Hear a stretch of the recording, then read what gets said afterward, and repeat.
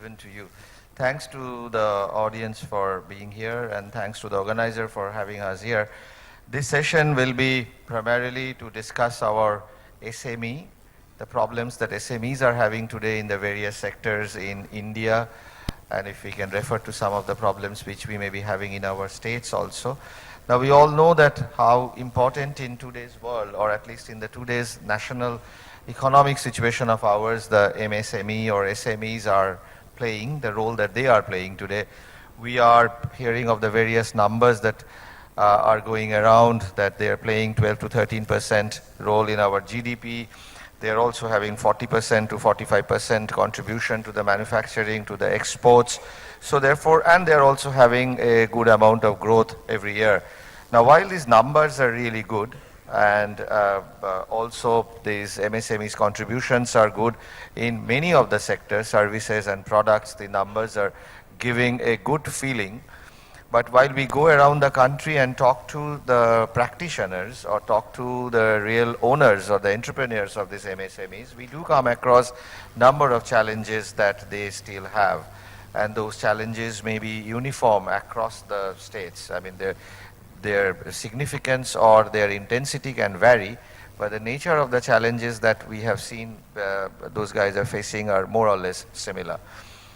Now, of course, the challenges, if we categorize, and when we have interacted with some people in our state also, we see that the challenges definitely are beyond the innovation and what kind of models, what kind of products that they will be taking to the market. Beyond that, assuming that they still have some good product and good thoughts which they have and which they have also developed into a good business proposition and plan.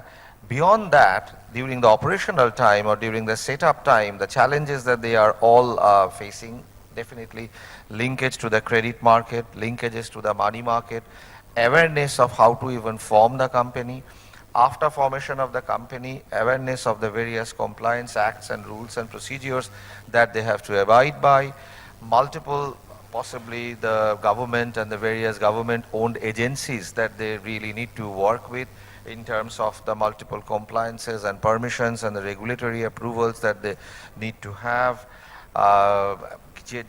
getting the proper collaterals also. Even if they get a good linkage to the credit market and to the money market, getting of the proper collaterals, then hiring of the talents, sustaining those talents at some kind of a price.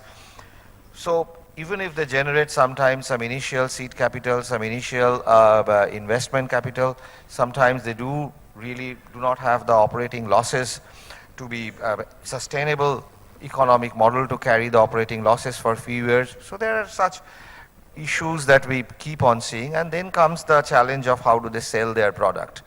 Their linkages to the international market, their linkages to the national market, how do they really identify their customer, how do they reach out to their customer. So various things on which they need hand-holding, they need incubation, they need awareness, they need thoughts.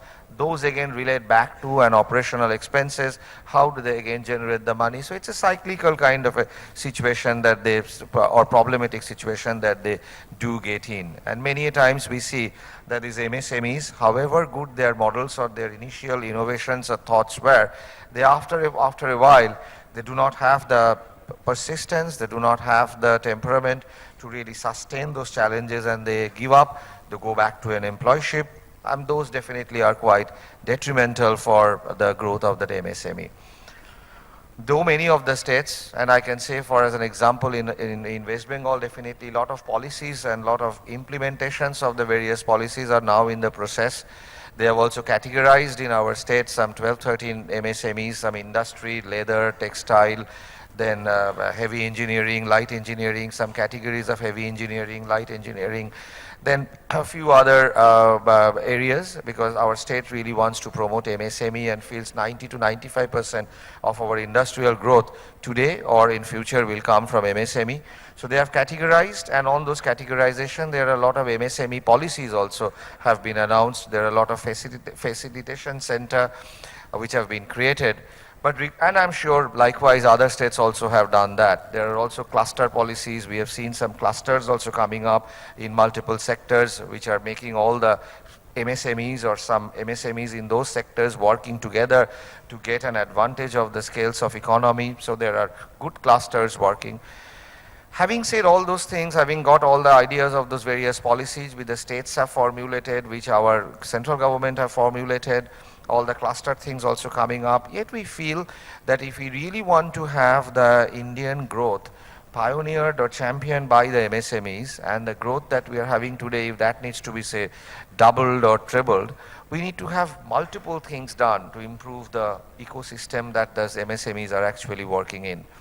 So therefore, in perspective to the need of the day, with the Made in India sloganing going on, where these MSMEs will really play such a strong pivotal role, we felt that a discussion on these MSMEs are really a call of the day, and we really need to have a strong, good deliberation on the people who are also very strongly placed in the financial market, in the money market. They have also incubated number of organizations who were small at one point in time, but because of their financing and incubation have become big now. And I think they will be really able to touch upon and discuss some of those issues. So we would be requesting the speakers to talk for 10 to 15 minutes, and then I can see because I interacted with the audience here before the session and felt that they really have a lot of questions to ask. So we will keep 15-20 minutes for the questions at the end.